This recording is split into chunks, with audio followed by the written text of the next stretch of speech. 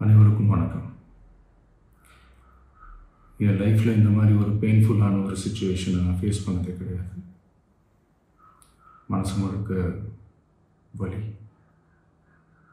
வலி மட்டும்தான். இந்த சுற்றுப்பயணத்தில் என்னென்ன மக்கள் பார்க்க வராங்க, அதுக்கு ஒரே ஒரு காரணம் தான் அவங்க என் மேலே வச்சிருக்கிற அன்பும் பாசம். அந்த அன்புக்கும் பாசத்துக்கும் நான் எப்பவும் கடமைப்பட்டிருக்கிறேன். அதனால தான் இந்த சுற்றுப்பயணத்தில் மற்ற எல்லா விஷயங்களையும் தாண்டி மக்களுடைய சேஃப்டி, அதில் எந்த காம்ப்ரமைஸும் பண்ணிடக்கூடாதுன்றதுக்காக தான் அது என் மனசில் ரொம்ப ஆழமாக இருக்கும் அந்த எண்ணம். அதனால தான் இந்த அரசியல் காரணங்கள் எல்லாத்தையும் தவிர்த்துட்டு ஒதுக்கி வச்சுட்டு மக்களோட சேஃப்டி மட்டும் மைண்டில் வச்சுக்கிட்டு அதுக்கான இடங்களை சூஸ் பண்ணுறது, அதுக்கான இடங்களை பார்த்து பர்மிஷன் கேட்குறது, போலீஸ் டிபார்ட்மெண்ட்டில் அதை ரிக்வெஸ்ட் பண்ணி கேட்போம். ஆனால் நடக்கக்கூடாதது நடந்துருச்சு.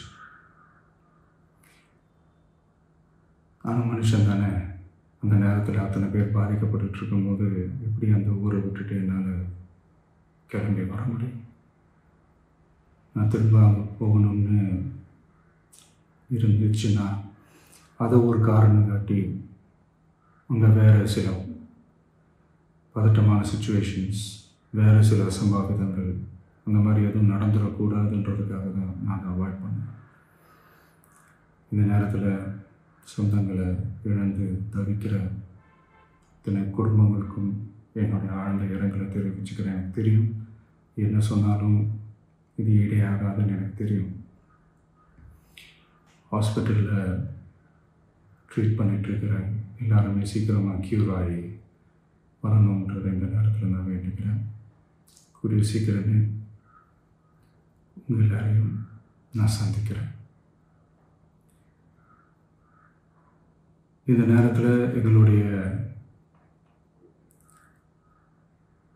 வலிகளை, எங்களுடைய நிலைமையை புரிஞ்சுக்கிட்டு எங்களுக்காக பேசின அரசியல் கட்சிகளை சார்ந்த நண்பர்கள், தலைவர்கள் அனைவருக்கும் என்னுடைய நன்றியை தெரிவிச்சுக்கிறேன். கிட்டத்தட்ட ஒரு 5 மாவட்டத்துக்கு பிரச்சாரத்துக்கு போனோம். இந்த மாதிரி எதுவுமே நடக்கல. ஆனால் கரூரில் மட்டும் ஏன் எப்படி நடக்குது, எப்படி நடக்குது?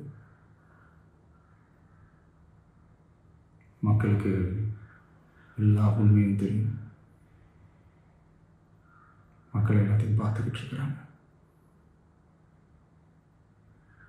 கரூரை சேர்ந்த அந்த மக்கள் அந்த உண்மையெல்லாம் வெளியில் சொல்லும்போது எனக்கு கடவுளே நேரில் வந்து இறங்கி அந்த உண்மைகள்லாம் சொல்கிற மாதிரி எனக்கு தோணுச்சு. சீக்கிரமே எல்லா உண்மைகளும் வெளியில் வரும்.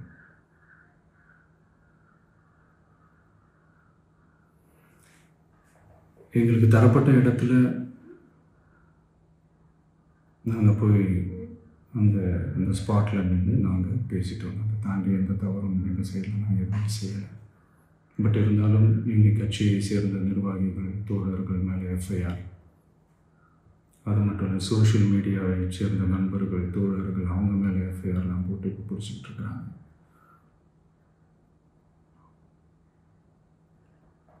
சிஎம் சார், உங்களுக்கு ஏதாவது இந்த பழி வாங்கணும் அப்படின்ற எண்ணம் ஏதாவது இருந்துச்சுன்னா என்ன வேணாலும் பண்ணுங்க. அவங்க மேலே கை வைக்காதீங்க. நான் ஒன்று வீட்டில் இருப்பேன், இல்லை நான் ஆஃபீஸில் இருப்பேன். என்ன வேணாலும் செய்யுங்க. நண்பர்களே, தோழர்களே,